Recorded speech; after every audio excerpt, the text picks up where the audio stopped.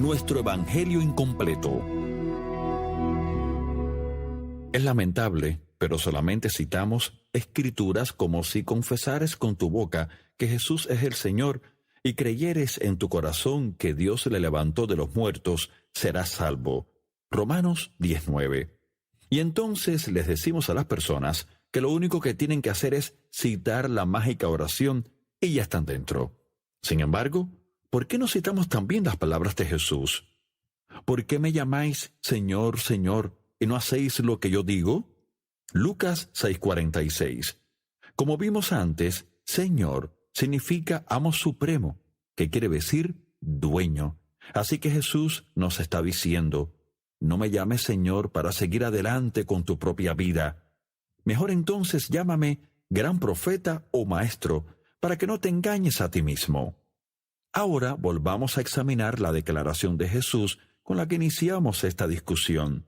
No todo el que me dice Señor, Señor, entrará en el reino de los cielos. Mateo 7:21.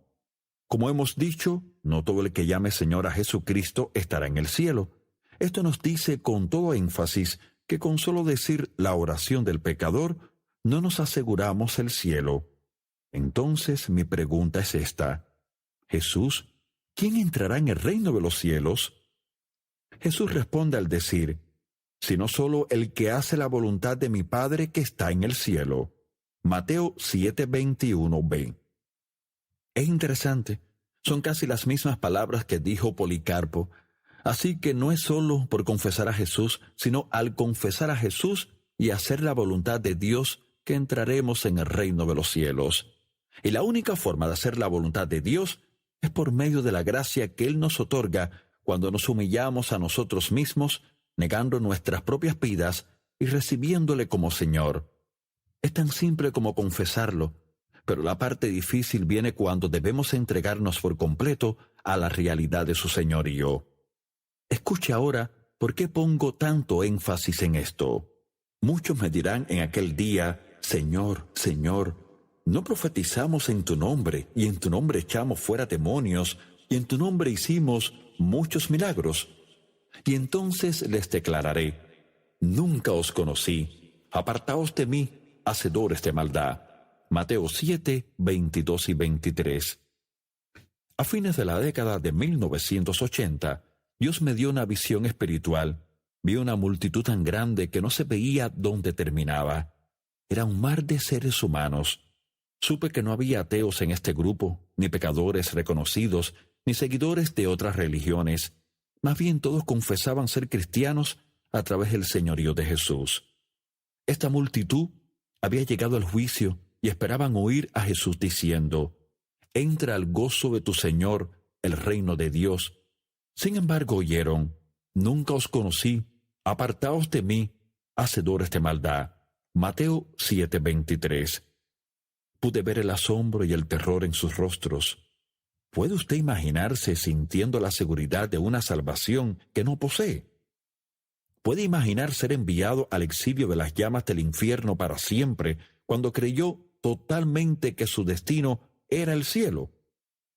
Por siempre, con el recuerdo de que usted y quizá aquellos a quienes predicó han tomado su destino eterno tan a la ligera. ¿Hay lugar para un ministerio buscador de amigos descartando las amonestaciones de Jesús? ¿Puede entender por qué tenemos que proclamar la palabra de Dios en su totalidad y no solo lo positivo o sus beneficios? Sí, claro que nos gustan los beneficios y deberíamos hablar de ellos y disfrutarlos, pero no a expensas de dejar de lado las advertencias. Puedo recordar que en una conferencia dije que la razón por la que predicamos esta verdad es que no quiero que nadie me grite el día del juicio. ¿Por qué no me dijiste la verdad? Mientras mis manos chorrean sangre ajena. Después de mi sesión, el pastor se me acercó enseguida y se veía muy molesto. De hecho, estaba enojado. Dijo, ¿cómo te atreves a imponer esa teología del Antiguo Testamento en nuestros ministros? Mis manos no chorrearán sangre por no proclamar el Evangelio completo. Es obvio que le gustaban los aspectos positivos, pero que se mantenía apartado de las porciones confrontadoras de la palabra de Dios. Entonces dije, Señor, vea lo que les dijo Pablo a los líderes de Éfeso.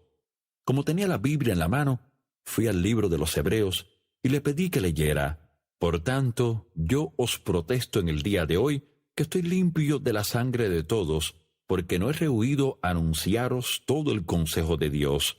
Hechos 20, 26 y 27. Me miró atónito, boquiabierto. Dijo: ninguna de las veces que leí el Nuevo Testamento advertí esa parte. Entonces conversamos en tono amigable. Mencioné que para presentar a todo ser humano maduro en Cristo, tenemos que no solo que enseñar, sino que advertir. Vea Colosenses 1:28. ¿Cuál es la advertencia? No apartarse de la verdad, no dejarse llevar por el mensaje propagado por impostores que se engañan no solo a sí mismos, sino a innumerable cantidad de personas, alejándose y alejándolas de la voluntad de Dios. Pablo había estado con la gente de Éfeso durante bastante tiempo. Los amaba y sabía por el Espíritu Santo que no les volvería a ver hasta el cielo. Piense con qué cuidado usted elegiría sus palabras al saber que es la última vez que habla con sus hijos. Sus palabras de despedida fueron: por tanto, mirad por vosotros y por todo el rebaño en que el Espíritu Santo os ha puesto por obispos, para apacentar la iglesia del Señor, la cual Él ganó por su propia sangre. Porque yo sé que después de mi partida entrarán en medio de vosotros lobos rapaces que no perdonarán el rebaño.